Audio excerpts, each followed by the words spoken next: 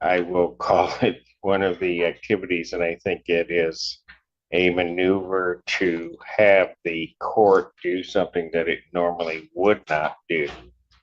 The defendant has elected, and I will disclose it, to file a civil claim as against me and a slew of other persons. He stood in front of the judge, incarcerated, representing himself, and the first thing he did was drop a bombshell. "I will disclose it to the court," he said. "I've elected to file a civil claim against the judge and a slew of other parties." The judge didn't flinch. "In anticipation of what I'm about to go through," she said, almost laughing, "this is absolutely all your fault." That was the tone for everything that followed.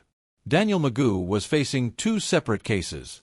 One from July 2025, fleeing and eluding police, an unregistered vehicle, a suspended license.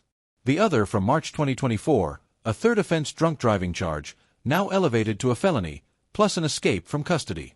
Representing himself, Magoo didn't back down. He challenged the charges one by one. He argued the escape charge was invalid. He said he'd been picked up from a hospital, not a jail, so there was no lawful custody to escape from. He argued the suspended license charge required proof the prosecution didn't have. He invoked the Fourth Amendment. Then the 14th. Then a 390-day delay he called a due process violation. The judge denied every motion to dismiss. Then came the request for a public defender, after, by the judge's account, "We go through this every time." He accepted counsel this time. But the real turn came when Magoo asked the judge to recuse herself and to move the case to a different venue because of that lawsuit he just filed against her. She refused, called the complaint frivolous on its face, said she saw exactly what he was trying to do. Bond stayed denied. Escape from custody, she said, made him a flight risk. The case moves to a preliminary exam, August 19th, noon. As the hearing wrapped, one line summed up the whole exchange. "Sometimes there's just karma, man." In anticipation. In anticipation of it, I'm just letting you know. Well, let me apologize in anticipation for this being my fault. I am sorry.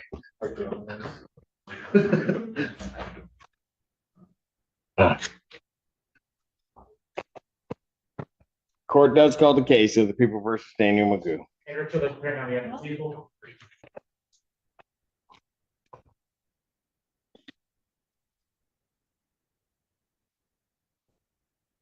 State your name. Daniel Magoo. All right. What are we doing on this today?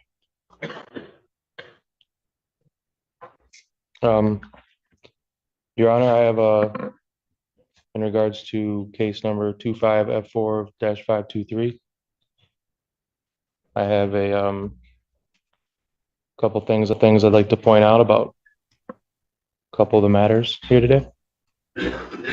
Right.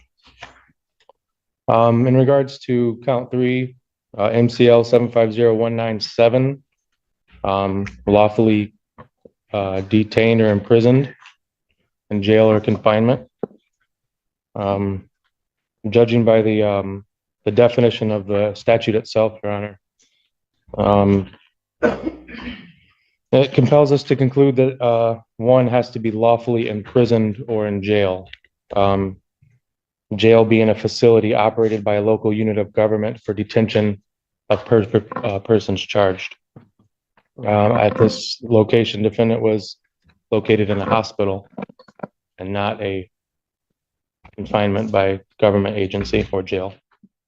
So I'm requesting that charge is invalid on its face. To be addressed. That would be addressed at a preliminary examination, sir, as to the sufficiency of the charge. So if you're making a motion that I dismiss it at this point, that motion's denied. Okay. Further in count 2 and count 1, actually, Your Honor, both of these were, I don't know the procedural process or when it should get raised, but both of them are Fourth Amendment violations. And furthermore, on count 2, MCL 257.904, that the license of the defendant was revoked or suspended, given the statute as well, Your Honor. That would require the prosecutor to prove that the license was revoked or suspended at the time of the arrest, and that defendant was notified, and that the defendant operated a vehicle on a highway or roadway. I challenge the prosecutor to prove all three. Sir, do Yes, you sir. wish to have a preliminary examination in this? I'm making sure we're prepared for it, but yes. What'd you say? Making sure we're prepared for it, but yes, I am. What are the other options? I'm requesting that all the charges are dismissed, a motion for all dismissal on all these charges. They're not going to be dismissed. No, okay. So if you want a preliminary examination and make your arguments, then it might be that they would be dismissed at that point, but they're not going to be dismissed on an oral motion before this. Okay, Ms. Lomby has let me know that all paper discovery has been sent to Mr. McGowan in jail. There are USB drives with video. A number of agencies were involved in the Michigan State Police case, so they responded to assist.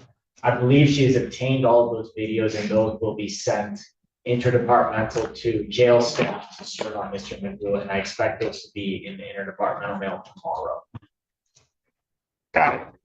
Okay, so we're not ready. He hasn't gotten the He video. has all paper discovery, but he does not have all video discovery. I expect that'll happen. So I'm not sure. So, Mr. Magoo, are you going to have an objection to an adjournment so that you can see all of the discovery that they have prior to setting this for preliminary examination? Your Honor, I didn't know what hearing I was prepared for today. I was preparing to cross-examine the officers today, with or without the video evidence. So given that that's not the case and the officers are not here, I would like a speedy trial. I would like to invoke my right to All a right. speedy So trial. you want your preliminary examination. Those are coming down to the jail to him. I expect that you would have them early next week, so if the court follows its normal setting for preliminary examination, I would expect. I would set it for the 19th and then have them in well. he'd have them well in advance, and I guess I'll do it that way. Prior to setting the preliminary examination, it's being a critical process, a couple of things that the court wants to do. Mr. Magoo, starting in case ending in 0979.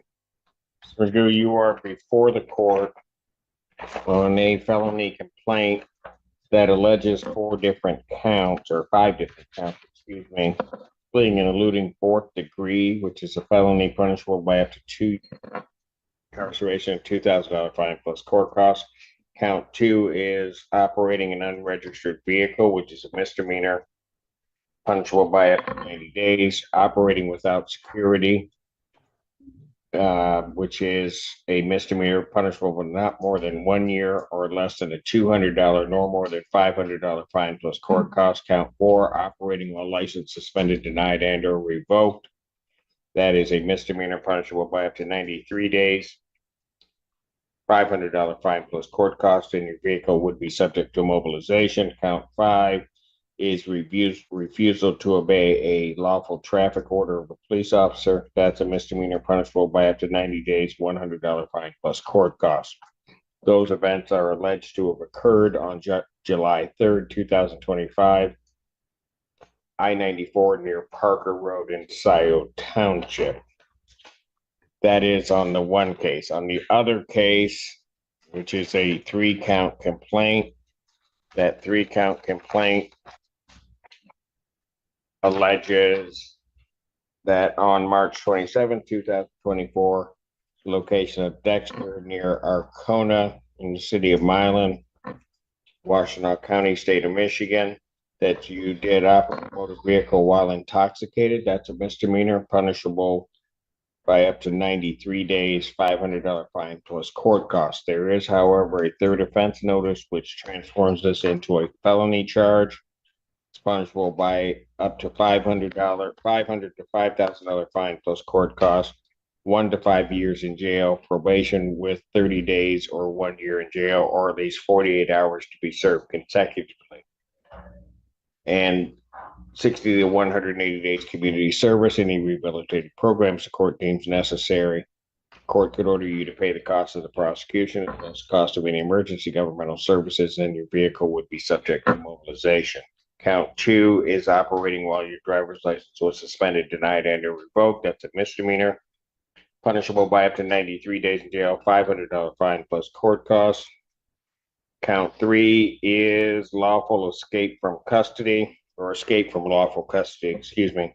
That's a misdemeanor, punishable by up to 1 year, $1,000 fine plus court costs. Mr. Magoo, yeah, I would just ask, do you still wish on representing yourself, sir? Your Honor, I do, I will. I have requested assistance given that I am incarcerated and I have no way to. Do you wish to be represented by an attorney, sir? I would like legal assistance.